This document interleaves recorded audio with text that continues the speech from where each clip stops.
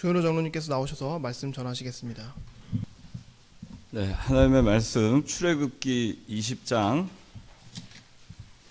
12절 13절입니다. 자, 짧으니까 우리 다 함께 봉독하겠습니다. 시작. 내 부모를 공경하여라. 그러면 여호와 내 하나님이 내게 준 땅에서 내 생명이 길 것이다. 살인하지 마라. 예. 오늘 소요리 문답 63문에서 오늘 5계명하고 6계명 함께 공부하도록 하겠습니다. 63문. 자, 제5계명이 무엇입니까? 시작.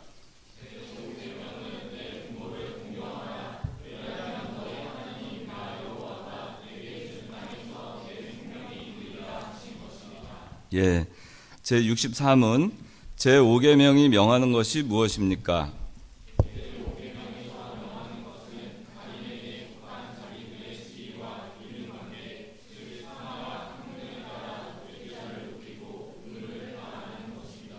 예, 65문 제5계명이 금하는 것이 무엇입니까?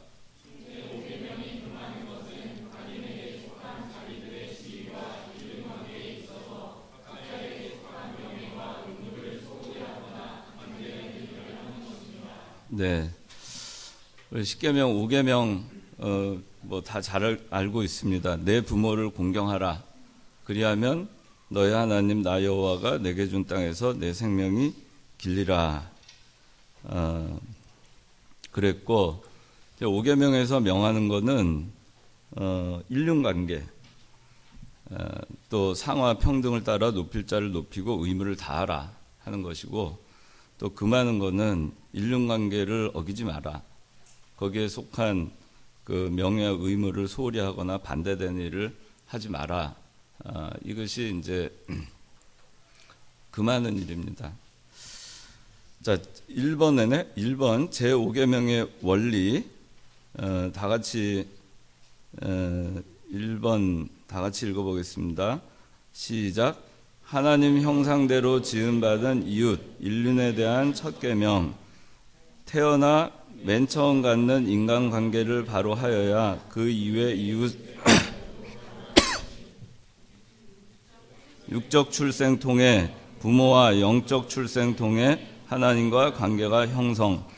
10계명 중 유일하게 부모님 살아계실 동안만 지킬 수 있는 계명임. 예. 5계명의 원리에서 첫째는 하나님 형상대로 지음받은 이웃과 인륜에 대한 첫 번째 계명이고, 그 다음에 크게 두 번째는 순종은 주 안에서 하고 공경은 무조건 하라. 이게 10계명, 5계명의 원리입니다. 이 1계명에서 4계명까지는 하나님 사랑에 대한 말씀을 하고 있고, 5계명부터 10계명까지는 이웃사랑에 대한 말씀을 하고 있습니다. 그래서 성경의 대강령은 사랑인데, 그 중에 그 하나님을 사랑하고 또 이웃을 사랑하라, 이렇게 하나님께서는 우리에게 요구하셨습니다. 하나님께서는 사랑이시기 때문에 그 하나님을 사랑하고 또 하나님의 형상대로 지음받은 그 이웃에 대해서 사랑하라고 그렇게 말씀하시면서 인륜에 대한 첫 번째 계명으로 10계명, 5계명으로 제일 첫 번째 계명으로 내 이웃을 내 몸과 같이 사랑하라 하는 그 인륜에 대한 첫 번째 계명으로 내 부모를 공경하라, 이렇게 말씀하고 있어요. 그 이웃 사랑에 대한 첫 번째 계명으로 내 부모를 공경하라, 이거를 먼저 하신 이유가 뭘까? 부모가 있어야지 내가 있습니다. 하나님께서 창조하시고 아담과 하와를 창조하신 다음에 그 아담과 하와를 통해서 자녀가 났습니다. 아벨과 가인, 여러분들 알죠? 그 다음에 셋, 그렇게 해서 자녀를 낳게 됩니다. 또 그들이 부모가 돼서 또 자녀를 낳았습니다. 또 그들이 부모가 돼서 또 자녀를 낳았습니다.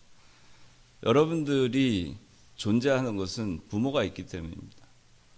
부모님이 계시지 않는 한 여러분들의 존재는 있을 수가 없는 겁니다. 그렇기 때문에 인간에 대한 첫 번째 출발은 부모님으로부터 출발한 겁니다. 인륜에 대한 첫 번째 시작은 부모님이 계시기 때문에 내가 태어난 것이고 내 존재가 있는 것이고, 그리고 나와 부모님과의 관계가 내가 태어나서 처음 맺게 되는 인간관계입니다. 그리고 형제가 생기면 형제와 또 인간관계를 맺게 되고, 그리고 그런 부모로부터 출생한 자녀들이 다른 패밀리가 있으면 그 다른 패밀리와 또 인간관계가 형성이 되고, 그것이 확대가 되면은 하나의 사회가 형성이 되는 겁니다. 그렇기 때문에 부모가 있어야 내가 있고, 또 이웃이 있고, 여러분들의 아내와 남편이 있는 것이고, 여러분의 친구가 있는 것이고, 사회가 있는 것입니다. 또 여러분들의 직장이 있는 것이고. 그래서 이 부모를 공경하라고 하는 것은 인륜에 대한 첫 번째 계명입니다. 하나님의 형상대로 지음받은 인간, 그 인간에 대한 첫 번째 도리가 나를 낳아주신 부모님에 대한 도리입니다. 여러분들이 태어날 때를 기억하지 못하겠지만, 이 가운데 이제 결혼을 해서 이제 출산한 그런 가정들도 있습니다. 아이가 태어날 때 그 엄마 그 태중에 있다가 출산을 해서 이 세상의 빛을 볼 때 제일 처음 만나는 사람이 엄마죠. 그리고 아빠. 그리고 생명이 잉태가 됐을 때 제일 먼저 그 인간관계를 형성하는 것이 엄마와의 관계입니다. 그렇기 때문에 이 부모님에 대해서 공경하라 하는 것은 모든 그 인간관계에 있어서의 가장 출발점입니다. 그래서 이 출발점이 되는 지점에서 잘못하게 될 경우에 이제 어그러지는 겁니다. 그래서 이제 사실 그 가정이 굉장히 중요하죠. 가정에서 어떻게 부모의 역할을 할 거냐, 또 어떻게 내가 자녀로서의 그 역할을 할 거냐, 형제로서의 역할을 할 거냐, 내가 어떤 태도로 이 가정에서 내가 하나의 인성이 형성이 될 것이냐, 이런 것들이 결국에는 살아감에 있어서 모든 것을 결정하는데 단초가 되는 것입니다. 태어나서 맨 처음 갖는 인간관계를 바로 해야 엄마 자기를 복중에 10개월을 이렇게 잉태하고 참 애지중지 기르고 그 아이를 건강하게 출산하기 위해서 먹고 싶은 거, 뭐 또 어디 가고 싶은 거, 행동하고 싶은 거, 모든 걸 조심하죠. 몸이 아파도 약도 제대로 못 먹죠. 그게 엄마예요. 그렇게 해서 이 잉태된 아이의 혹시라도 이상이 있지 않을까, 혹시라도 잘못될까 해서 10개월을 그렇게 애지중지하고 그렇게 해서 아이를 낳는 것입니다. 그렇게 낳아서 아이를 기릅니다. 이 가운데에서 여러분들 스스로 태어나서 먹을 걸 스스로 차려 먹고, 자기 기저귀를 자기 스스로 갈고, 그리고 자기 스스로 옷을 입고, 자기 스스로 자라난 사람이 아무도 없어요. 누군가가 자기를 씻겨주고, 자기 입혀주고, 추우면 따뜻한 데 놔주고, 더우면 시원하게 해주고, 그리고 배고프면 먹여주고, 아프면 병원에 데려가주고, 그렇게 한 누군가가 있어요. 기저귀를 갈아주고, 그걸 뭐 저도 아빠로서 이렇게 애를 키워봤지만 제가 아이 기저귀를 거의 안 갈아봤어요. 거의 갈아보지 않고 저희 집사람이 기저귀를 다 갈아줬어요. 참 엄마는 대단하다는 생각이 들어요. 그래서 저는 아빠인데도 아이의 기저귀를 가는 것이 그렇게 쉽지는 않았었어요. 그냥 아무렇지 않게 갈게는 잘 안 되더라고요. 그렇게 엄마가 자기를 기르는 겁니다. 그 시절을 기억을 못하죠. 그 시절을 아무도 기억을 못합니다. 그리고 자라납니다. 어느 정도 인식을 하고 이제 자기가 스스로 먹을 수 있고 스스로 입을 수 있고 스스로 생각하고 스스로 다닐 수 있을 때는 이제는 그 자기가 그 상태에 이르게 된 것이 누구의 도움으로 그렇게 된 거라는 건 전혀 생각하지 않습니다. 그리고 그때부터 이제 엄마와 아빠의 관계에 대해서 형성을 하게 돼요. 그런데 그 기간 동안에 또 그렇게 해서 엄마는 또 아빠는 가고 싶은데 놀고 싶은 거, 먹고 싶은 거, 입고 싶은 거 그거 다 절제하면서 그렇게 기릅니다. 특히 애들을 젊었을 때 낳았을 때는 다들 형편이 이제 막 사회생활 시작하고 그래서 경제적으로 그렇게 뭐 부모님 잘 만나서 막 그 재산이 많지 않고서는 다들 어렵습니다. 뭐 할 게 많으니까. 나중에 또 그 이제 초등학교 들어가면 그때부터 또 교육비 들고 중학교 고등학교 되면 얼마나 교육비가 많이 듭니까? 대학교 또 보내려면 얼마나 등골이 휘어져요. 또 지방에서 서울에 있는 대학을 보내려면 원룸이라도 얻어주든지 아니면 조그만 하숙집이라도 얻어줘야 되잖아요. 그렇게 해서들 크는 겁니다. 근데 뭐 그걸 설령 부모가 형편이 안 돼서 못 해준다 하더라도 자기가 저절로 크는 게 아닙니다. 자기가 그 노력해서 자기 힘으로 공부하고 자기 힘으로 아르바이트하고 자기 힘으로 학비를 벌어서 공부했다 하더라도 그거는 자기 혼자 힘으로 하는 것은 아닙니다. 그렇게 되기까지는 누군가의 그 희생이 있었어요. 누군가의 헌신이 있었던 겁니다. 그 저절로 되는 법이 없어요. 그거를 우리는 잊고 삽니다. 근데 그 많은 부분을 사실은 엄마 아빠가 했어요. 엄마 아빠가 다 해준 겁니다. 근데 그런 부모님과의 자기를 이 세상에서 어떻게 보면 가장 많이 신체적인 접촉을 하고 스킨십을 하고 아껴주고 씻겨주고 그 많은 것을 희생했던 그 부모님이 어느 순간부터인가 이제 내가 크면 맞지 않는 부분이 있고 그때부터 갈등이 생긴다고 해서 그 부모에 대해서 좋지 않은 마음을 품고 사랑과 감사의 마음으로 이렇게 하지 못하는 것은 참 우리가 그만큼 모자라다는 것입니다. 인간이 그만큼 연약하고 참 하나님 앞에 볼 때 부끄러운 존재다 하는 것입니다. 물론 부모님들 가운데 일부 자기 자녀를 학대하고 그런 부모들이 있습니다.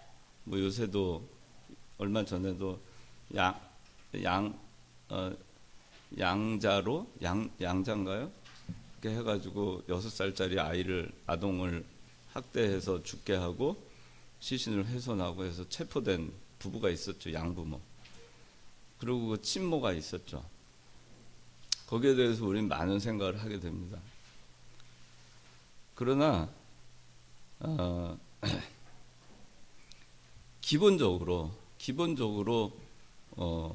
거의 대부분의 정상적인 부모는 자기 자녀를 자기보다 더 사랑합니다. 무슨 일이 생기면 자기 자녀를 살리기 위해서 자기 목숨까지 내어놓는 것이 부모입니다. 여러분들 황수관 박사 아실지 모르겠는데 그 황수관 박사 얘기하는 거 들어보니까 자기 아버지하고 어머니하고 있는데 6.25 때 전쟁이 이제 6.25 때 전쟁 중에 막 이제 피난을 가는데 폭탄이 떨어졌대요. 그러니까 꽝 하는데 아버지가 보이질 않더래요. 그 보니까 아버지는 저쪽 그 옆에 하수도 같은데 해서 숨은 거예요. 그런데 엄마는 자기와 자기 자식들을 품고 그러고 엎드렸더라는 거죠. 그 찾아보니까 아버지가 저기 하수구에서 나오더라 이거예요. 그래서 참 어머니의 존재는 대단하다. 어머니의 사랑은 대단하구나. 그래서 뭐 그런 조사도 한 거 있잖아요. 그 제일 먼저 떠오르는 그 단어, 이렇게 사랑하면은 그 마음에 떠오르는 단어, 가장 아름다운 단어 하면 제일 먼저 첫 번째가 mother라고 하잖아요. 근데 뭐 10번째, 20번째, 30번째, 40번째 가도 father는 안 나온다고 뭐 그런 얘기도 있습니다. 근데 사실은 아버지라는 존재는 40번째, 50번째, 100번째 뭐 순위에 상관없이 아버지는 그런 어떤 뭐 그렇게 정을 쏟고 이런 거는 적어도 든든한 바람막이와 방패와 바위 같은 존재로 아버지들은 역할을 합니다. 자녀들한테 일일이 다 설명을 하고 그거를 자녀들한테 자기의 속마음을 다 드러내지 못해요. 그렇게 하지도 않습니다. 근데 그렇지만 자녀를 사랑하지 않는 것이 아니에요. 제가 이전에도 얘기했지만 부모가 나를 사랑하는 그 방식이 내가 적어도 이런 부모를 만나서 이런 사랑을 받았으면 좋겠다 하는 그런 방식으로 사랑해 주는 것만은 아니라는 거예요. 저도 그랬어요. 저도 제가 자랄 때 저희 아버지가 굉장히 엄하신 분이었기 때문에 참 따뜻하고 이렇게 그런 가정에서 기르신 게 아니고 굉장히 엄격하고 근검절약에다가 스파르타식으로 그렇게 교육을 시키셨어요. 아침에 7시에 밥상에 딱 나와서 그때 먹지 않으면 밥이 없었어요. 그러니까 그 7시 전에 모든 준비를 마치고 7시에 식탁 앞에 모여야 됐습니다. 그때 모이지 않으면 밥이 없었어요. 그러니까 그렇게 교육을 시키셨는데 저도 나중에 아버지가 참 저를 많이 모질게 야단을 많이 쳤고 칭찬을 거의 안 하셨어요.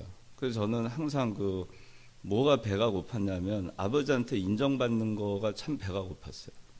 어떻게 하면 아버지한테 인정을 받을까. 그것 때문에 참 많이 노력을 하면서도 아버지에 대한 원망이 참 많았던 것 같아요. 그런데 나중에 제가 이제 나이가 더 들고 저도 결혼하고 아이를 낳고 제가 40이 넘어서야 한번 아버지한테 물어봤어요. 아버지는 왜 저한테 인색하십니까? 왜 칭찬 말을 안 하십니까? 항상 왜 야단만 치십니까? 물어봤어요. 그래서 아버지가 뭐라 그러셨냐면 그게 내가 너를 사랑하는 방법이다 그렇게 얘기하시더라고요. 그러면서 5손가락 10손가락 깨물어 안 아픈 자식이 어디 있느냐.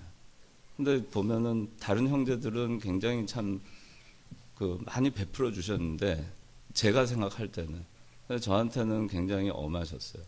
그 이유가 뭘까? 근데 그게 아버지는 저에 대해서 저를 사랑하는 방법의 하나였던 거죠. 그래서 제가 깨달은 것이 뭐냐면은 그 부모님이 내가 원하는 방식으로 사랑하지 않는다고 해서 사랑하지 않는 것이 아니라는 거예요. 내가 원하는 방법으로 사랑해 주지 않는다고 해서 우리 부모님은 나를 사랑하지 않는다라고 생각하는 것은 큰 잘못이라는 거죠. 그래서 저도 그렇게 생각하고 살았었는데 지금은 다 풀렸어요.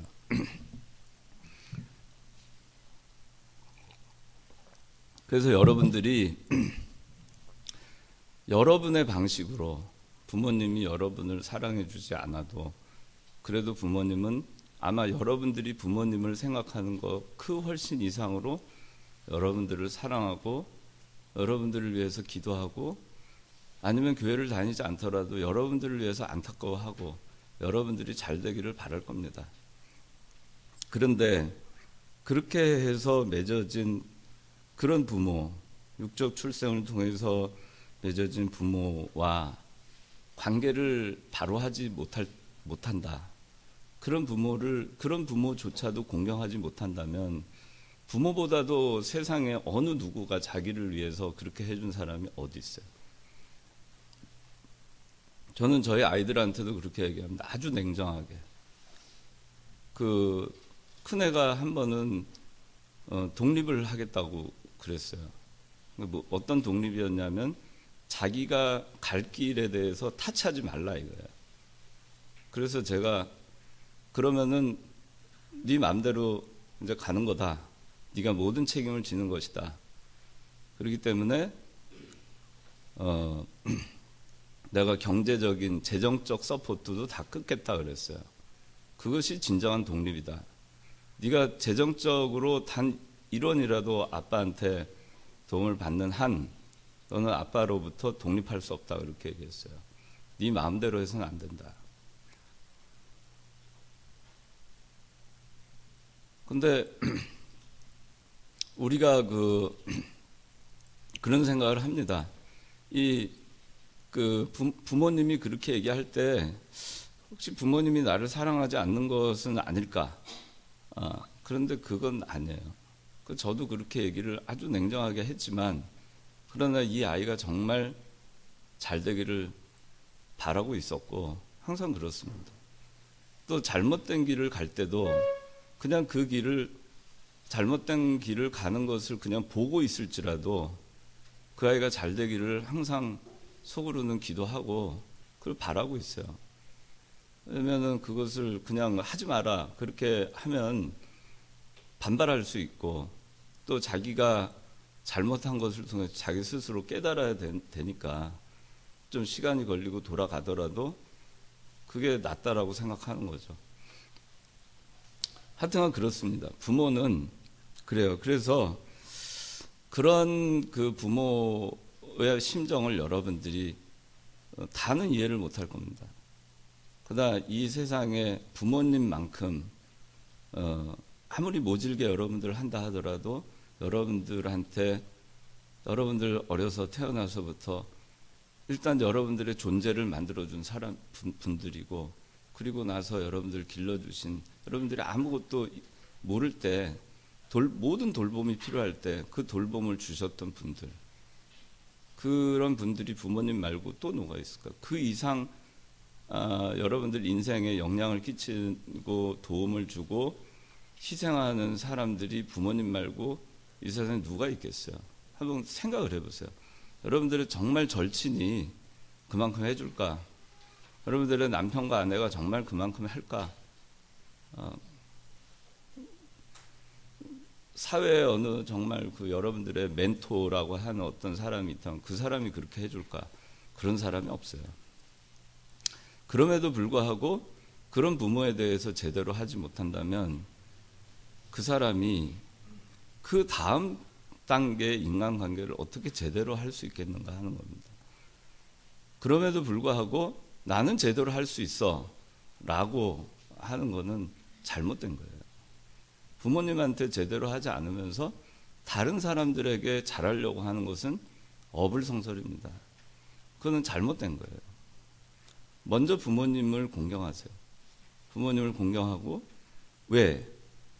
내가 태어나서 처음 맺은 인간관계가 부모예요. 부모-자식 관계. 부모님한테 잘해야 그래야 그 다음 단계에서의 모든 인간관계를 정상적으로 할 수 있습니다. 육적인 출생을 통해서 부모와 만나는 것이고 영적 출생을 통해서 하나님과 관계가 형성이 되잖아요. 똑같은 거예요. 하나님과 우리가 처음 알게 됐을 때 하나님이 우리를 낳아주셨죠.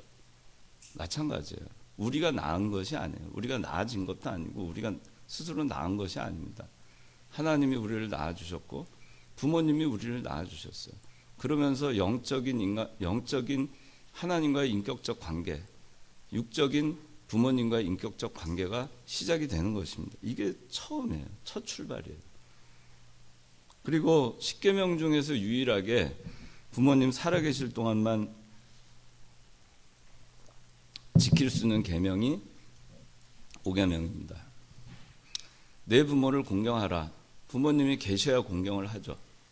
여러분들 이제 나이가 이제 들었는데 부모님이 이 가운데 이미 세상을 떠나서 계신 분도 있고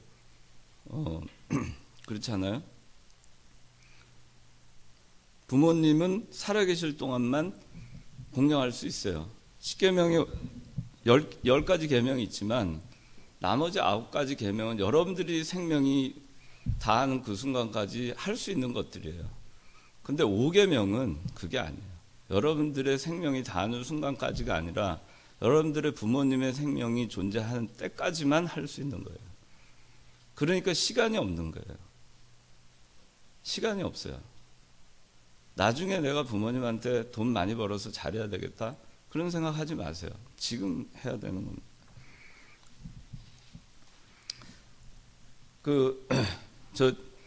제가 24살에 저희 어머니가 사고로 돌아가셨어요. 어느 날 제가 그날 잊지를 못하는데 1987년 5월 2일이었어요. 5월 8일이 어버이날이었고 그날은 5월 1일은 토요일이었습니다. 그래서 제가 그날 군에서 제대해가지고 처음으로 엄마한테 그 어머니 날 카드를 써서 엄마한테 사랑한다고 말하려고 카드를 썼어요. 사가지고 한참 골라서 저기 서소문에 있는 기독교 생명의 말씀사 가서, 지금도 있죠, 거기서 해서 집으로 갔습니다. 근데 집에 아무도 없었어요. 그 아파트 경비가 저한테 얘기해요. 병원에 가보라고. 병원에 가봤습니다. 어머니 돌아가셨어요, 이미. 그래서 제가 카드를 전달을 못했어요. 근데 제가 어머니 살아있는 동안에 엄마한테 엄마 사랑해라는 말을 잘 한 번도 못한 것 같아요. 왜 그걸 못했을까? 한 번도 못한 거. 나이가 어렸으니까 그때까지. 그 전에 또 군대 3년, 그리고 어머니가 아버지 따라서 외국에 한 5년 나가 계시고 뭐 그러다 보니까 제가 23년 동안 어머니하고 같이 보낸 시간은 10몇 년밖에 안 돼요, 제 일생에. 근데 그러다 보니까 아마 그 기회를 놓쳤던 것 같아요. 그러니까 돌아가시고 나면 할 수가 없어요. 돌아가시고 나서 제가 요새 그래서 제가 좋아하는 반찬이 뭐냐면 콩자반 좋아해요. 콩을 갖다가 이렇게 간장에 졸여가지고 하는 거. 제가 어렸을 때는 콩이 굉장히 제일 싼 거였어요. 그래서 도시락 반찬 하면은 엄마가 싸주는 제일 첫 번째 반찬이 콩자반, 감자조림, 그거였어요. 그 콩자반이 참 싫었습니다. 맛도 없고 퍽퍽하고. 그 도시락을 먹고 콩자반을 이제 하도 싸주시니까 제가 불평을 많이 했어요, 엄마한테. 콩자반 좀 싸주지 말라고, 고등학교 때. 근데 요새 제가 콩자반이 그렇게 좋더라고요. 맛있고. 이제 머리가 이제 슬슬 이제 빠지기 시작하는데 그것도 좋고 단백질이 많다 이거예요. 그래서 우리 어렸을 때는 단백질 구경하기가 어려워요. 1년에 한 번 뭐 고깃국이나 뭐 먹을까. 근데 그걸로 하셨던 거죠. 생각을 하시고 해주셨던 거예요.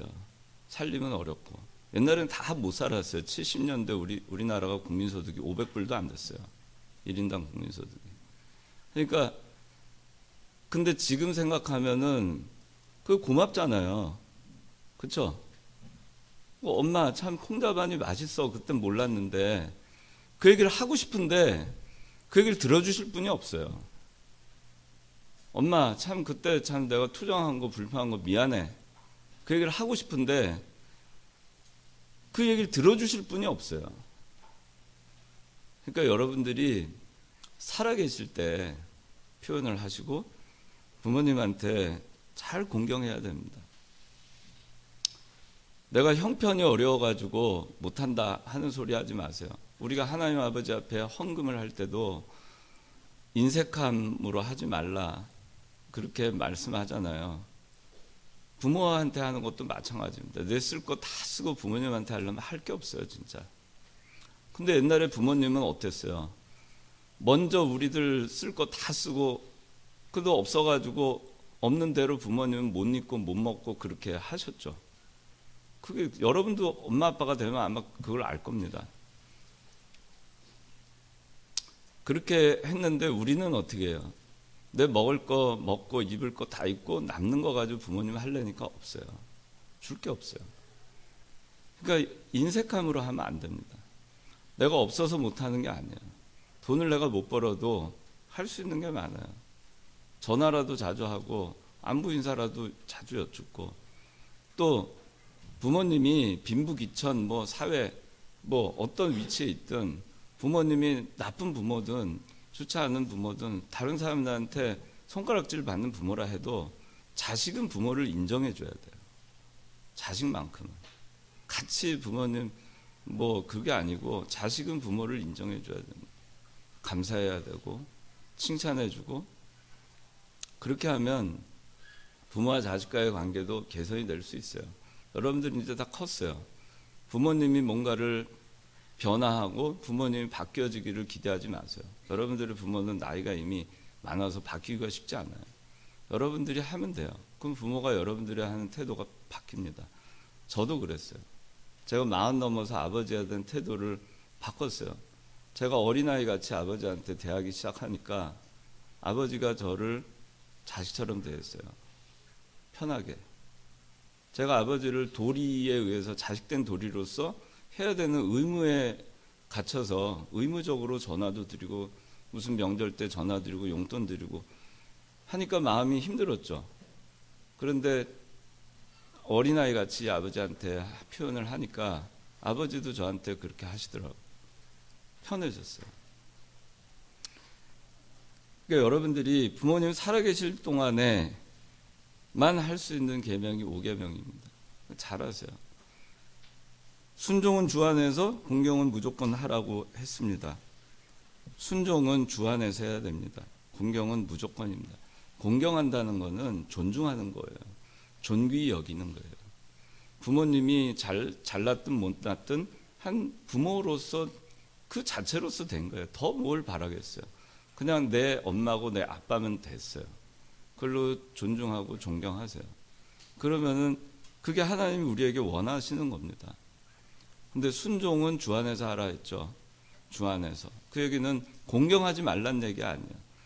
부모님이 주일날 불신자 부모님이 교회 가지 마라 막 싸우고 그냥 그러고서는 순종하지 말랬어요. 난 교회 갈 거야 하고서는 막 드립다 싸우고서 그거는 잘못된 거예요. 공경하고 순종하라는 거예요. 공경도 하고 주 안에서 순종도 하라는 겁니다. 여러분들이 그런 자세를 갖고 대해야 돼요. 부모님한테.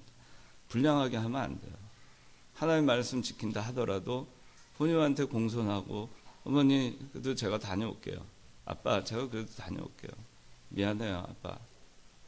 그렇게 하고 그런 게 있어야 돼요. 왜 나를 뭐 엄마 아빠 교회 다니고 뭐 사탄아 물러가라 막 하면서 그렇게 하면은 그건 안 되는 거예요. 그렇게 하라는 게 아니에요. 공경하라는 거예요. 그러나 주 안에서 순종해야 돼요. 주 안에서 순종하려면 어떻게 해야 되겠어요? 내가 성경을 잘 알아야 돼요. 내 인격이 만들어져 있어야 돼요. 그리스도 안에서. 그리스도의 형상을 닮아가야 돼요. 내가 만들어져야 주 안에서 순종할 수 있는 거예요. 부모가 만들어져야 주 안에서 순종할 수 있다는 의미가 아니에요. 주 안에서 순종하라는 거는 내가 그리스도 안에서 잘 순종하려면 부모님을 그리스도 안에서 순종하려면 어떻게 해야 되겠어요? 내가 그리스도 안에 거해야 돼요. 내가 그리스도 안에서 그리스도인답게 살아야 돼요. 주의 형상을 닮아가고 인격이 만들어져 있는 사람이 돼야 돼요. 그래야지 하나님의 말씀대로 순종하는 것이 무엇인지를 잘 분별할 수 있습니다. 그래서 주 안에서 순종하라고 하는 거예요. 이거를 문자적으로만 봐서 주 안에서 순종하라고 했으니까 성경에 틀린 거는 부모님한테 그냥 아무렇게나 해도 된다. 그게 아니에요. 그건 내 인격이 들떨어져 먹었으면 공경하지 않는 거예요. 그렇게 해서는 안 됩니다. 내가 잘 만들어져 있고 또 순종을 못하게 자꾸 하나님 말씀대로 가지 못하게 자꾸 그럴 때는 그걸 통해서 내가 인격이 만들어지고 자라나야 돼요. 그리스도를 닮아가고 신앙 인격이 자라나서 그렇게 해서 내가 그래도 부모님 잘 공경하면서 하나님 말씀 따르는 그 나의 태도는 뭔가, 부모님한테 어떻게 하면서 내가 하나님의 말씀을 순종하고 나갈 것인가, 그걸 고민하고 그리고 하나님의 말씀을 순종해 나가는 것입니다. 그것이 주 안에서 순종하는 거예요. 여기 이제 5계명의 요구에 쭉 그렇게 이제 그런 설명들이 나옵니다. 그래서 5계명의 요구에 대한 것까지 이제 여기 했는데, 여러분들 공경에 대해서 하나 더 좀 여러분들 말씀을 드리자면, 부모님을 왜 공경해야 하는가에 대해서 아까 한참 얘기했어요. 그런데 또 부모님들 나이가 한 이제 어느 정도 들잖아요. 여러분들이 세상적인 지식을 가지고, 요새는 훨씬 더 지식적으로는 뛰어날지 모르죠. 그러나 지혜와 경륜에 있어서 그거는 여러분들이 세상을 살아간 살아본 사람이 갖고 있는 지혜와 배려와 그 경륜, 그거를 여러분들이 다 따라갈 수는 없어요. 그거를 여러분들이 인정해야 돼요. 어른들에 대해서. 그래야 공경하는 마음이 생깁니다. 근데 그거를 어른들에 대해서, 여러분들 부모님 세대에 살아가신 분들의 그거를 이해를 해야 돼요. 그리고 그걸 존중을 할 줄 알아야 됩니다. 그 경륜, 삶의 경륜, 그걸 여러분들이 생각을 해야 됩니다. 제가 어려서부터 저희 아버지한테 정말 반복적으로 들었던 말씀들이 있어요. 근데 그때는 몰랐어요. 잘 어렸을 때, 뭐 중학교, 고등학교, 대학교 다닐 때는 그냥 아버지 그만 좀 하시지 뭐 했던 말 또 하시고 또 하시고. 그런데 제가 사회생활하면서 아버지가 저한테 하셨던 말씀들이 제가 인생 살아가면서 정말 결정적인 선택의 순간들마다 상당히 저한테 용기를 줬었어요. 그게 뭘까? 그거는 아버지가 세상을 살아보시고 그 압축해서 저한테 전달해 주셨던 경륜의 말씀이었던 거예요. 근데 그때는 그걸 몰랐죠. 그 저한테 하셨던 말씀 가운데 최악의 경우를 항상 생각하고 일을 해라, 그런 얘기를 하셨어요. 최악의 경우를 생각하고 일을 하라. 항상 최악의 시나리오를 생각하고 일을 해라 그랬어요. 저는 그래서 이게 습관화되어 있어요. 내 인생에 있어서 최악의 경우는 무엇인가? 지금 내가 살아가고 있는 직장에서의 최악의 경우는 무엇인가? 내가 지금 직장에서 어떤 결정을 함에 있어서 이 결정이 잘못했을 때 최악의 상황은 무엇인가? 그걸 항상 생각합니다. 저는 그 최악의 경우 플랜 B를 만들어놔요. 최악의 경우, 그렇지, 최악의 경우를 생각하고 그 최악의 경우 뭐 그것까지만 하고 계획이 없는 게 아니라, 그렇지, 그런 최악의 경우에 내가 어떻게 하자, 마음을 먹는 겁니다. 그래서 제가 주일 뭐 지키기 뭐 제가 자랑하려는 게 아니라, 주일 지키기 위해서 사표를 냈을 때도 그런 경우도 사실 그래요. 최악의 경우, 직장에서 최악의 경우가 뭐겠어요? 그만두는 거잖아요. 세상에 수많은 직장이 있어요. 그 중에 하나 그만두는 것일 뿐이에요. 그게 뭐가 그렇게 힘든 일이겠어요? 내가 직장 생활을 할 때 최악의 경우는 그거일 뿐이에요. 그냥 놓으면 돼요. 그럼 지킬 수 있어요. 또 세상에 수만 가지의 직장이 있는데 거기 내가 먹고 살 데가 없을까? 최악의 경우 그 사표를 내자, 그거예요. 그 다음에 그때 뭘 할 것인가? 땅이라도 파서 먹고 살자, 노동이라도, 그겁니다. 그런 마음을 비워놓잖아요. 어디 가서 당장 노가다라도 해서 먹고 살아야지, 그 생각을 하면 두려울 것이 없어요. 낮아질 생각을 하고. 그래서 최악의 경우를 생각하는 겁니다. 그러면 세상 두렵질 않아요. 여러분들이 어떤 선택을 할 때 그걸 미리 알아놓고 최악의 경우를 생각하고 거기에 대한 계획을 세워놓으면, 대비책을 세워놓으면 두렵지 않아요. 무슨 일을 해도. 근데 거의 99%는 그 최악의 상황은 오지 않더라는 거죠. 실제로 최악의 경우를 내가 마음에 먹고 어떤 일을 실행하고 했을 때 실제로 그 최악의 상황은 오지 않더라는 거죠. 사표를 냈는데 사표가 수리되지 않더라는 거죠. 말하자면. 그래서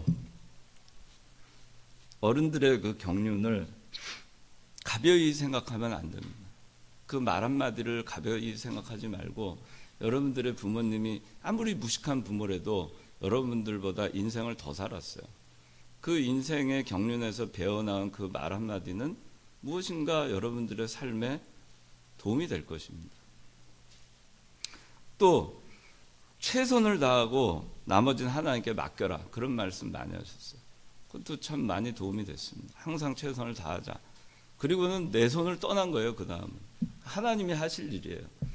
그런데 최선을 내가 다하고 하나님한테 맡겨야 될 것까지도 내가 아둥바둥 하려고 하면은 그땐 답이 없어요. 그 사람들 그렇게 많이 살아요. 그런데 아버지가 그렇게 얘기를 하셨기 때문에 저는 제가 인간으로서 할 일을 다 하고 내 영역을 떠난 거예요. 그건 신의 영역이에요. 하나님이 하실 일에 대해서 내가 아둥바둥 매달리지 않습니다. 내 인생에 좋은 일이 생기든 안 좋은 일이 생기든 내가 할 일 지금 최선을 다한 거예요. 그게 내가 할 일 다 한 거예요. 그 다음은 그 결과에 대해서는 하나님께 맡기는 겁니다. 고인 물은 썩는다. 흐르는 물이 되라. 그런 말도 하셨어요. 뭐 여기까지만 하고 그 아버지 한 얘기 그만하겠는데 물은 고여 있으면 썩어요. 그렇죠? 고인 물은 썩습니다. 물이 흘러야 썩지 않아요. 그건 뭐냐? 어딘가에서 멈춰 있지 말란 얘기예요. 자기가 다 됐다 해서 거기 고여 있지 말란 얘기예요. 계속 흘러라 이런 얘기예요. 계속 뭔가를 하란 얘기예요. 살아있는 동안. 자기가 고여있는 물이 되잖아요. 어떤 자기가 뭔가를 하다가도 멈추면 썩는 것입니다.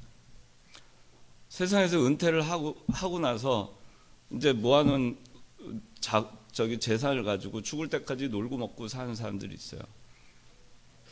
우리 아버지는 그런 사람을 뭐라 그러면 죽는 날만 기다린 사람이라고 얘기해요. 사람이 살아있는 동안은 흐르는 물처럼 살아야 돼요. 고인물처럼 죽는 날 기다리면서 멈추면 안 됩니다. 그러니까 그런 거를 그러니까 부모님을 공경하라 그랬는데 이 경륜을 여러분들이 무시하면 안 돼요. 그렇기 때문에 부모님 공경하는 겁니다. 부모님이 가난하든 부자이든 학식이 있든 없든 그건 상관없어요. 세상에 지식이 많아도 지혜가 없는 사람이 얼마나 많은데요. 그러니까 여러분들 부모님 무시하지 말고 부모님 가운데 불량한 부모도 물론 있어요. 나한테 폭력과 폭언을 행사하면서 나의 삶을 참 짓밟아 놓고 힘들게 한 부모 얼마든지 있습니다. 그러나 그 부모들을 여러분들 그렇다고 해서 그런 부모는 공경하지 말라고 하지 않았습니다. 우리가 그런 부모라도 공경할 때 사랑하고 감사하는 마음을 갖기 시작할 때 우리의 신앙 인격은 그만큼 자라나는 겁니다. 그게 우리가 그리스도인이기 때문에 해야 되는 것입니다. 자, 제5계명의 적용 있는데 4번 가정에서 그 다음에 교회에서 교회 지도자에게 순종하라는 겁니다. 히브리서 13장 17절에는 너희를 인도하는 자들을 신뢰하고 그들에게 순종하여라. 그들은 너의 영혼들을 위하여 깨어있어서 마치 자신들이 청산해야 할 자들인 것처럼 하니 그들이 기쁨으로 이 일을 하게 하고 탄식하면서 하게 하지 마라. 그렇지 않으면 너에게 유익이 없기 때문이다. 저도 교회 지도자였던 제 젊었을 때 교회 지도자였던 분들이 계시고 지금도 지도자분들이 계십니다. 또 여러분들에게 교회 지도자가 있습니다. 하나님은 순종하라고 하십니다. 부모에게 공경하듯이 여러분들의 영적으로 여러분들에게 가르쳐주는 그런 분들에게도 순종하라는 것입니다. 그 교회에서 여러분들 이병규 목사님 스승으로 생각하는 사람들 많잖아요. 순종하라는 것입니다. 스승을 스승으로 바로 여기고 옛날에는 스승의 그림자도 밟지 말라 했는데 요새는 스승 알기를 정말 모처럼 알고 그러는 사람들이 너무 많아요. 교회 내에서도 너무 많습니다. 자, 이제 6계명. 6계명은 자, 살인하지 말지니라입니다. 아주 한마디인데. 자, 68문. 제 6계명이 명하는 것이 무엇입니까? 답 시작.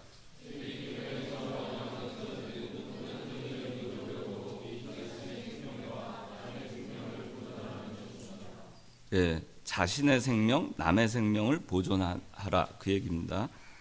그 다음에 69문 제 6계명이 금하는 것이 무엇입니까? 시작.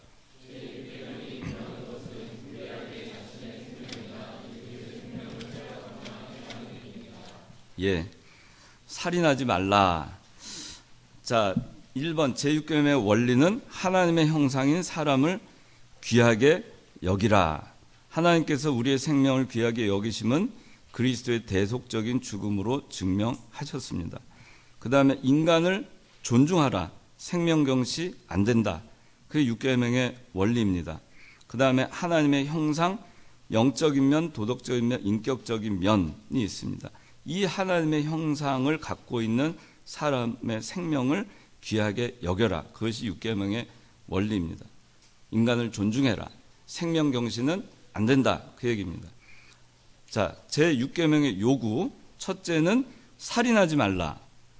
간접살인과 직접살인이 있는데 간접살인은 마음으로 형제를 미워하는 거예요. 그리고 라가라 욕하는 거, 미련한 놈이라 악평하는 거. 왜냐? 바탕에 미움이 있어요. 죽어가는 자 방관하는 거. 이거 다 간접살인이라고 합니다. 근데 미움에서 사람을 나중에 죽이는 데까지 이르는 겁니다. 그 출발점이 미움이에요. 그래서 이 미움이 간접살인이라는 겁니다. 그리스도께서 그렇게 얘기하셨죠. 라가라, 형제를 미워하는 자 살인한 것이다. 그렇죠? 왜? 이미 마음으로 살인한 거니까. 죽었으면 좋겠어. 쟤 죽여버렸으면 좋겠어. 이 세상에서 없어졌으면 좋겠어. 너무 꼴 보기 싫어. 제 꼴도 보기 싫어. 없어졌으면 좋겠어. 그런 마음을 우리들이 갖고 있잖아요. 그런 생각을 할 때가 있죠. 이미 마음으로 죽인 거예요, 그 사람. 그래서 살인하는 겁니다. 직접 살인은 뭐 말 그대로 직접 타인의 생명을 죽이는 겁니다. 자살하는 것도 살인입니다. 왜? 내 생명은 내 게 아니고 하나님의 것이죠. 하나님이 내 생명의 주관자고 주권자입니다. 근데 내 마음대로 내 생명을 끊어버린, 중단시키는 거, 그 자살. 그거는 타살과도 같은 거예요. 또 내 이웃을 내 몸과 같이 사랑하라. 그 말씀의 뜻은 내 이웃의 생명과 내 생명과 같은 거예요. 내 생명을 죽이는 것은 내 이웃의 생명을 죽이는 것과 같은 겁니다. 그래서 자살이라고 하지만 사실은 타살과 똑같은 것입니다. 그 다음에 두 번째 6계명의 요구 두 번째는 결국 하나님의 뜻은 사람의 생명을 살리는 데 있다. 사랑하지 않는 것이 살인이다. 그러므로 미워하지 않으려 노력 말고 이웃을 사랑하도록 하라. 그랬어요. 세 번째, 살인에 해당하지 않는 것들. 짐승을 살상하는 것. 자, 창세기 9장 3절에 살아 움직이는 모든 것이 너희 양식이 될 것이니 푸른 채소와 같이 내가 모든 것을 너희에게 준다. 정당방위. 출애굽기 22장 2절. 도둑이 뚫고 들어오는 것을 보고 죽였다면 피 흘린 죄가 없다. 그래서 도피성으로 피하면 생명을 건질 수 있었다. 세 번째, 국방의 의무. 전쟁. 전쟁하다가 사람 죽이는 거, 그거는 살인죄에 해당하지 않아요. 근데 전쟁을 하면서 전쟁의 아군과 적군과의 교전에 의해서가 아니라 그냥 민간인을 학살하는 거, 무기를 소지하지 아니한, 전투에 참여하지 아니한 민간인을 학살하고 하는 거는 그건 살인에 해당합니다. 근데 교전을 하기 위해서 전쟁에 전쟁하다가 사람이 사람이 아니죠. 저쪽 적군에 있는 그 병사가 죽게 되는 거는 그건 살인이 아닙니다. 그래서 구약 성서에 보면 수많은 그 전쟁이 나오고 수많은 전쟁에서 하나님께서는 이 사람들을 진멸하라고 다 얘기해요. 가나안 땅에 가서도 다 진멸하라고. 아말렉도 진멸하라. 여리고성도 진멸하라. 아이성도 진멸하라. 다 진멸하라고 얘기했어요. 그 얘기는 살인해라 그 얘기가 아닙니다. 그러니까 여러분들이 여기에 대한 구분이 있어야 됩니다. 그 다윗이 골리앗을 죽인 것도 그건 살인한 것이다 이렇게 얘기하면 안 됩니다. 근데 다윗이 우리아의 아내 밧세바 때문에 우리아를 전쟁터에 일부러 보내서 죽게 만든 거 그건 살인죄에 해당하죠. 그렇죠? 그건 살인죄에 해당하는 거예요. 왜? 안 죽을 사람을 일부러 이 사람 전쟁터에 최전방에 나가서 죽게 만든 거예요. 일부러 최전방으로 보낸 겁니다. 우리아를. 그 죽게 만들었죠. 밧세바가 임신한 게 탄로 날까 봐. 다윗이. 그래서 그렇게 했잖아요. 그건 살인에 해당하는 것입니다. 그 다음에 사형제도, 처형. 구약성서의 레위기, 민수기, 신명기, 창세기, 출애굽기 여기에는 다 사형제도를 합법화합니다. 여러분들이 징벌적으로 공법에 의해서 법을 집행하느라고 사형을 집행하는 것과 그 다음에 내가 원수를 갖기 위해서 내가 개인적으로 살해하는 것과 같이 생각하면 안 돼요. 분명히 하나님께서는 원수를 사랑하라 하셨고 신명기에서도 원수를 사랑하라, 내 이웃을 내 몸과 같이 사랑하라 그랬습니다. 그런데 어떻게 살인하라고 하겠어요? 내가 임의로 내 감정과 내가 임의로 재판을 해서 내 임의로 사람을 해면 안 돼요. 그러나 법적으로 재판을 해서 처형을 하는 것은 그렇게 해서 사형을 하는 것은 정당합니다. 그런데 여기에 대해서 사실 이제 이 살인하지 말라로 인해서 수많은 그런 얘기들이 있습니다. 근데 낙태 여러분들 좀 이제 조금 얘기를 여러분들이 좀 생각할 것들 몇 가지만 얘기하고 마무리하겠습니다. 낙태는 살인입니다. 원치 않는 잉태를 했어도 낙태는 하면 안 돼요.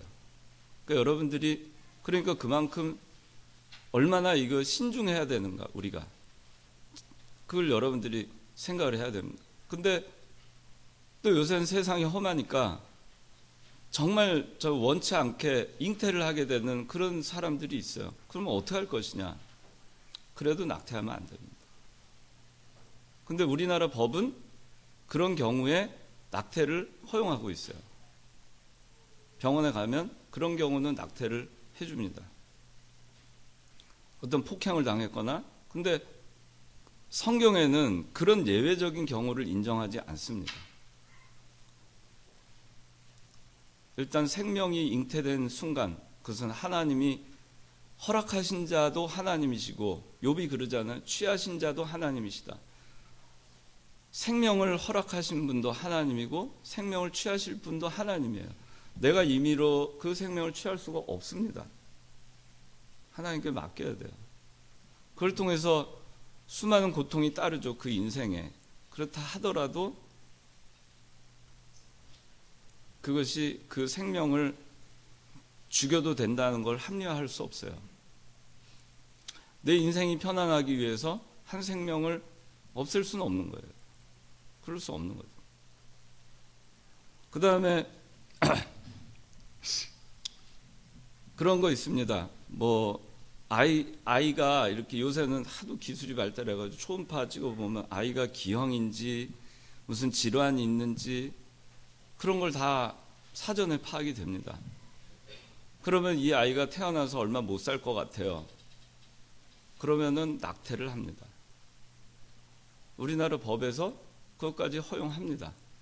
근데 그리스도인은 그게 허용되지 않습니다. 여러분들 그걸 잘 아셔야 돼요. 질환이 있든 기형이든 그 아이는 하나님이 허락하셨다면 나아져야 하고 이 세상에 빛을 봐야 됩니다. 그 아이의 인생은 내가 끊을 권한이 없어요. 권리가 없습니다. 스티븐 호킹이라고 하는 사람 있잖아요. 그 사람의 유전자에는 그런 몸에 장애를 갖게 하는 그런 유전자가 있었겠죠. 그 사람을 만약에 죽였다면 스티븐 호킹이라는 사람이 나왔을까요? 우리는 알 수가 없어요. 장애아든 지체 장애아든 기형이든 그 생명이 이 세상에 나와서 무가치한 인생이라고 우리가 결정할 수 있는 어떠한 근거도 없습니다. 그러니까 여러분들이 혹시 정말 참 그런 일로 고민이 되는 경우가 생길지라도 거기에 대해서는 하면 안 됩니다. 하지 않고, 예를 들어서 저는 그렇게 얘기를 해요. 미혼모가 되는 것 자체가 어떤 연유에서 되는 건 제가 뭐 다루고 싶지는 않아요. 그러나 미혼모가 됐다. 근데 그 미혼모가 자녀를 낳아서 출산하는 것이 낙태하고 자기가 아무 일도 없었던 것처럼 하고 사는 사람보다 훨씬 떳떳하고 당당하고 존중받아야 될 사람이라고 생각해요. 그렇기 때문에 여러분들이 사회에서 미혼모를 만날 때 괄시하지 마세요. 그런 사람들은 낙태를 하고 아이를 지우고 아무 일 없었던 듯이 사는 사람보다 훨씬 용기 있고 당당한 사람들이에요. 또 여기에 대해서 여러분들 또 좀 생각해야 될 게, 옛날에 히틀러가 유대인들 학살했습니다. 그 다음에 전쟁 중에 병상이 부족하니까 어떻게 했냐면은 정신질환자, 그 다음에 전쟁 중에 장애가 발생한 자, 팔을 자르고 다리를 잘라서 장애가 발생한 자들 있잖아요. 그런 사람들은 그냥 처형했어요. 어떻게 처형했느냐? 독극물을 놔서 안락사를 시켰습니다. 왜? 그 사람들은 살아도 삶에 참 사는 것이 참 비참할 거 아니냐. 그리고 저 사람들 때문에 온전한 사람들이 살아야 될 사람들이 살지 못한다. 그래서 안락사를 시행했습니다.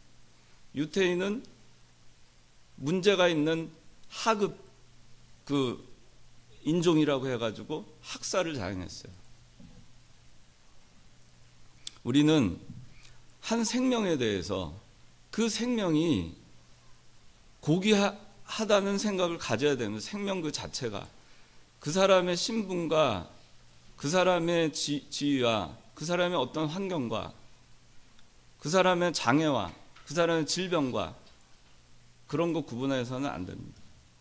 어떤 생명도 이 세상에 태어나서 하나님께서 허락하신 생명은 우리가 끊을 권리가 없어요.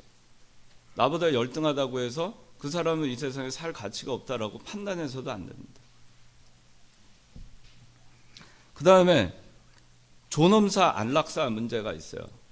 여러분들 요새 존엄사 우리나라에서 법이 통과가 됐습니다. 존엄사는 우리나라 기독교계나 우리나라 카톨릭계에서 다 반대합니다. 그러니까 여러분들 그걸 아십니까? 공식적인 입장이 존엄사는 안 된다 하는 겁니다. 적극적인 안락사가 안락사고 소극적인 안락사가 존엄사예요. 그러니까 뭐냐면은 회생 가능성이 없다라고 판단이 될 때 그 사람에게 몰핀과 그다음 독극물을 동시에 주사해서 평안하게 죽음을 맞이하게 하는 겁니다.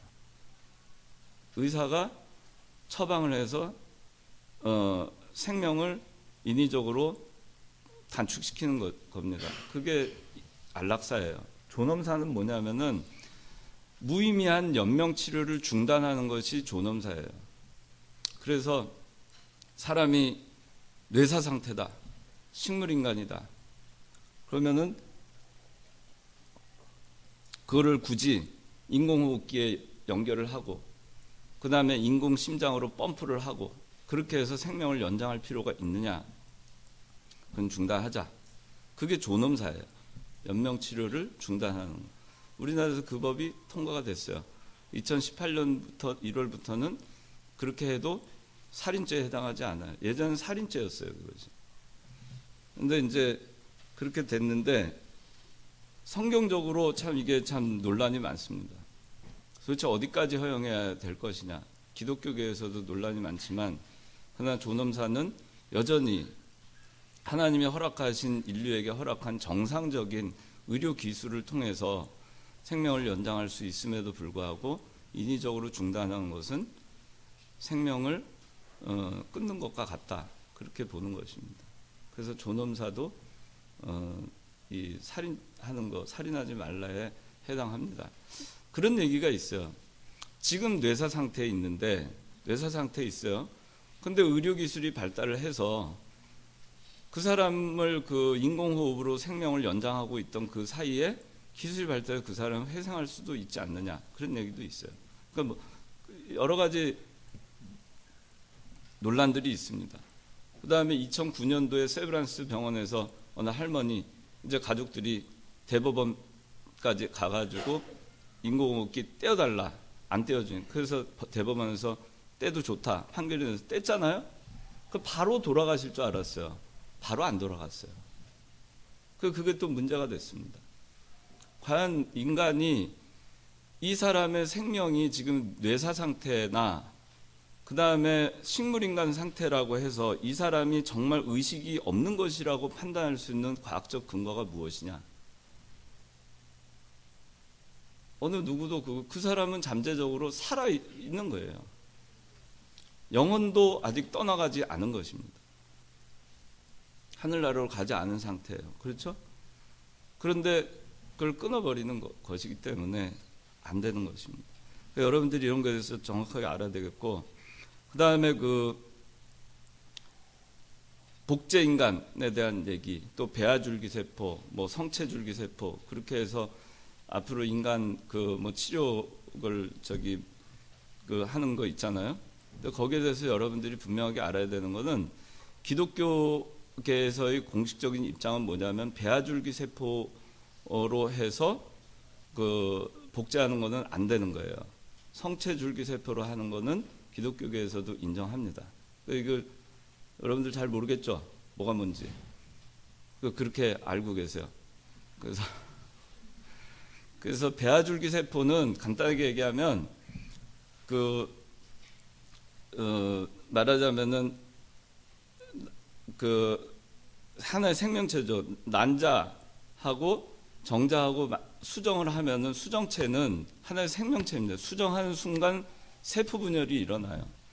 그렇게 해서 한 어느 정도 기간이 되면은 그 다음에 각 그 줄기세포로 분화가 됩니다.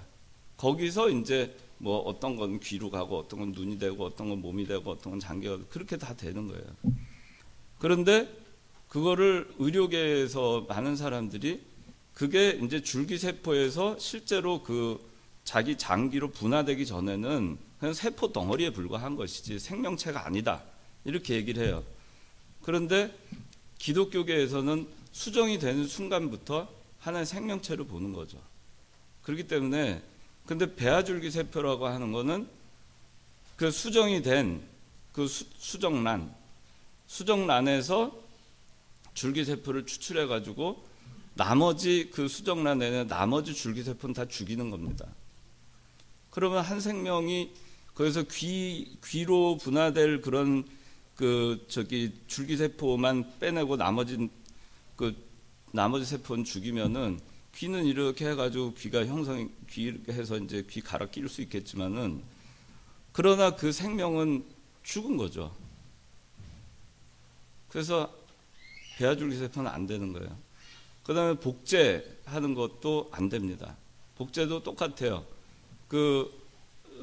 난자에다가 거기에 있는 그 DNA를 뽑아내고, 그리고 그 체세포에 있는 DNA를 거기다 집어넣어서 세포 분열을 시키는 겁니다. 그래서 생명체가 나오는데, 그러면 내 DNA를 거기 난자의 DNA와 바꿔서 끼워 넣으면은 나하고 똑같은 사람이 계속 만들어질 수 있어요.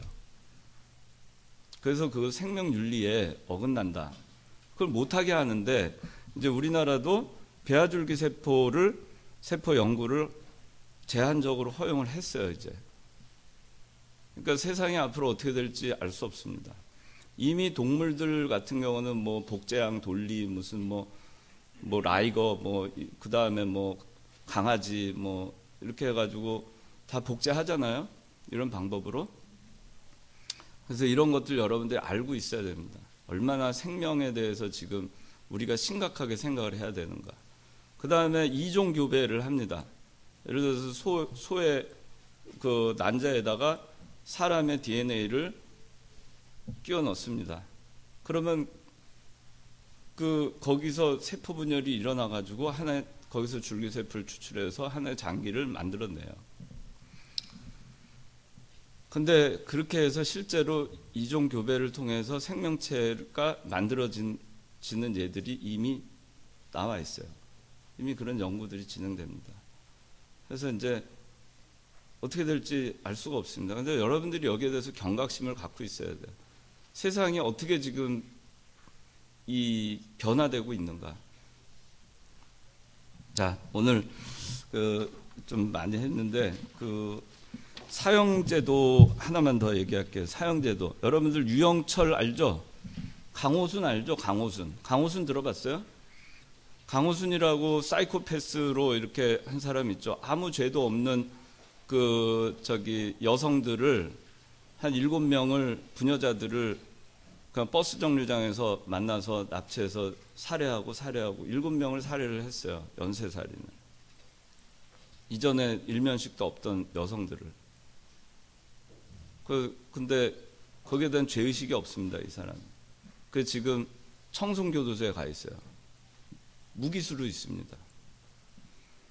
그 다음에 유영철 있죠. 21명을 죽인 사람. 그것도 아무 죄도 없는 여성들을 골라서 힘없고 약한 여성들을 21명을 죽였어요. 그 중에 이제 남자도 물론 있죠. 나이 많으신 분들. 그 사람 사형 선고를 받아서 사형수로 지금 미결수로 지금 남아 있습니다. 아직 살아 있어요. 오원춘이라고 알죠? 수원에서 그 살인 사건 났던 거. 무기징역으로 지금 살고 있습니다. 인권에 대한 존중 때문에 이제 지금 사형 집행이 안 되고 있고 무기징역 이런 걸로 되고 있는데 여기에 대해서도 성경은 분명히 얘기하고 있습니다. 공법을 집행함에 있어서의 사형 제도는 성경에서 허용하는 것이다라는 거예요. 여러분들이 이 부분을 알고 그런 사람을 사회에서 영구 격리를 시키지 않고 그대로 그냥 교화를 해서 이 사람을 바른 사람으로 만들 수 있다라고 하는 것은 징벌적인 그런 처벌이 전혀 되지 않는 거예요. 그런데 성경은 징벌적인 공법에 있어서는 엄격한 처벌을 분명하게 성경은 얘기하고 있습니다. 여러분들이 이 부분에 대해서도 혼동이 없어야 됩니다. 자, 기도하겠습니다.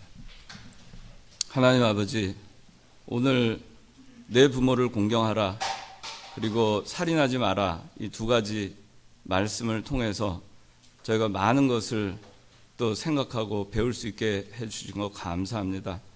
저희가 부모를 잘 공경해서 그 이후에 벌어지는 수많은 인간관계에서의 모든 관계를 제대로 할 수 있도록 하여 주시고 이웃을 바로 사랑할 수 있는 저희 신앙 인격이 잘 만들어질 수 있도록 은혜를 베풀어 주시옵소서. 살인하지 말라에 대해서 오늘날 사회에서 벌어지고 있는 많은 우리 주변의 일들에 대해서 저희가 생각해 볼 수 있게 해서 감사합니다. 저희가 이런 부분들에 대해서 성경적으로 그리스도인이 어떤 입장에 서야 할 것인가를 명확하게 저희가 알고 바르게 대처하고 살아갈 수 있도록 하여 주셔서 어떠한 생명도 우리가 함부로 경시하고 함부로 대하지 않는 그러한 저희 그리스도인들이 다 될 수 있게 은혜 베풀어 주시옵소서. 예수님의 이름으로 기도드리옵나이다. 아멘.